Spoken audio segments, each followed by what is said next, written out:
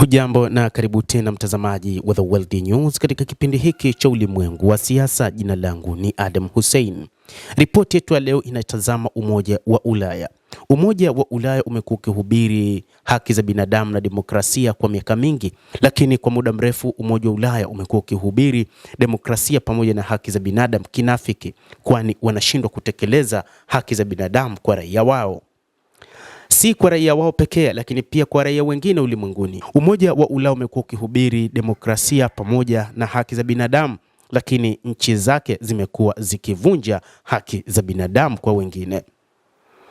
Mnamo siku ya jana, ripoti ya Umoja wa Ulaya kuhusu masuala ya haki za binadamu imetolewa na Kaja Kallas, miongoni mwa viongozi katika Umoja wa Ulaya. Huu ripoti yao inaonyesha muunganiko thabiti wa sera za ndani za Umoja wa Ulaya na hatua zake nje, ikidhihirisha umoja na maadili ambayo EU inakuza ndani na nje ya nchi. Taarifa iliyotolewa na mwakilishi wao mkuu Kaja Kallas, ambaye amewasilisha ripoti hiyo siku ya jana Alhamisi, anasema haki za binadamu na demokrasia zimerudi nyuma duniani kote.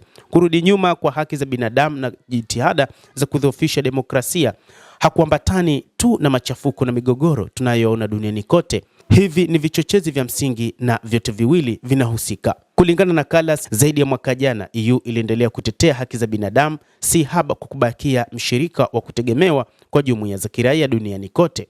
Jumla ya wajumbe 145 wa Umoja wa Ulaya na balozi zote za nchi wanachama ziliendelea kukutana mara kwa mara na watetezi wa haki za binadamu kufuatia kesi za wale waliokamatwa na kuwatembelea watu waliokizuizini. Uratibu wa watetezi wa haki za binadamu wa EU, Protect Defenders EU, uliendelea kutoa usaidizi wa nyenzo na umesaidia zaidi ya watetezi 10,000 mwaka huu, ni katika ripoti iliyotolewa na Kaja Kallas. Lakini hali halisi ya mambo ikoje? Mnamo katika siku za hivi karibuni, Umoja wa Ulaya unaiona Iran kama moja kati ya mataifa duniani ambayo yanavunja haki za binadamu.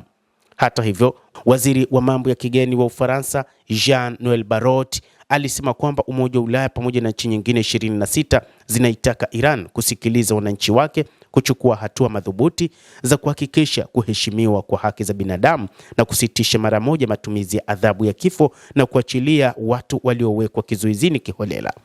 Lakini hii ni kauli ambayo pia ilijibiwa huko nchini Iran.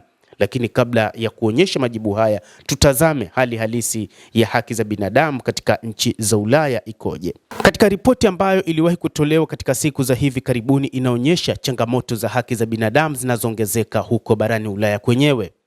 Miongoni mwa changamoto ambazo zimeongezeka barani Ulaya zimeelezwa na aliyekuwa kamishna wa Baraza la Haki za Binadamu Dunja Mijatovic, ambapo alichapisha ripoti yake akielezea hali ya uvunjifu wa haki za binadamu katika nchi za Ulaya, tukiachana na namna ambavyo nchi za Ulaya zinafanya katika bara la Afrika. Katika baadhi ya matukio dhidi ya haki za binadamu ulimwenguni kote ambazo zimeelezwa zinafungamana na watu wa Ulaya kuzivunjwa, ni juu ya mambo ambayo yamejadiliwa katika ripoti hiyo. Inaonyesha namna ya kuzorota kwa haki za binadamu katika bara la Ulaya. Hata hivyo, kumekuwa na ubaguzi wa rangi katika nchi za Ulaya kisiasa na kijamii, lakini pia kutozingatiwa kwa haki za binadamu za uhamasishaji na wakimbizi. Kumekuwa na vitisho kwa haki za wanawake, ukandamizaji wa upinzani na mmomonyoko wa uhuru wa mahakama. Lakini pia kumekuwa na kupinga Uyahudi na Uislamu, na chuki kwa watu wanaofuata dini hizo imefikiwa katika viwango vya kutisha, anasema Mijatovic.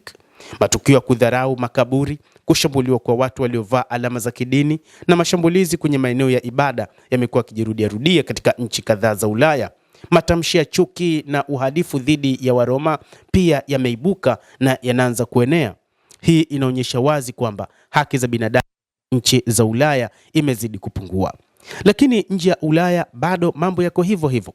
Nchi nyingi za Ulaya na Magharibi zimekuwa zikisababisha kuvunjwa kwa haki za binadamu katika mataifa mengine. Hata hivyo, migogoro mingi ambayo imejitokeza katika nchi za Afrika na kwingineko duniani kumesababishwa na nchi za Ulaya. Nchi za Ulaya zimekuwa zikitengeneza mazingira ya kukuza uchumi wao kwa kuvunja haki za wengine.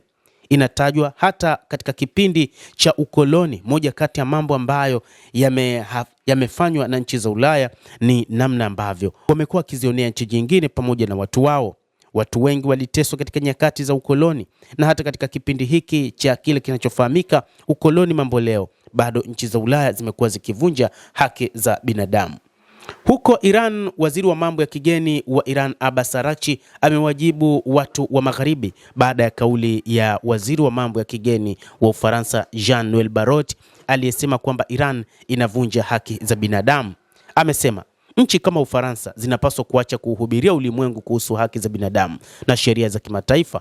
Huu ni unafiki uliokuwa wazi kabisa na unafedhehesha.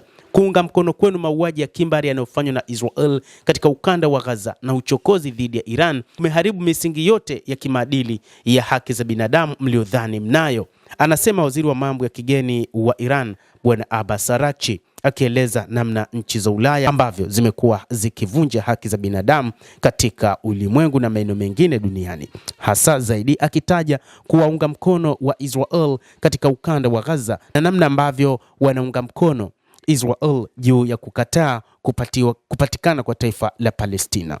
Endelea kutufuatilia mtazamaji, na bila shaka nawe pia una maoni yako, basi usisahau kulike, kucomment, kadhalika kusubscribe channel yetu hii ili upate habari hizi kwa mapana kupitia The World News. Mimi ni Adam Hussein, endelea kuwa nasi wakati wote, endelea kutufuatilia ujue ni nini kinachojiri katika ulimwengu kupitia The World News, utaweza kufahamu.